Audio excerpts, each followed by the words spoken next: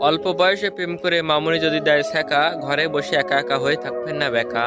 আশা করি প্রাকৃতিক সৌন্দর্য দেখলে ভুলে যাবেন মামুনির দেয়া কষ্ট। এতদিন মনে হবে সময়টাই করেছেন নষ্ট, বুঝতে পেরেছেন আশা করি।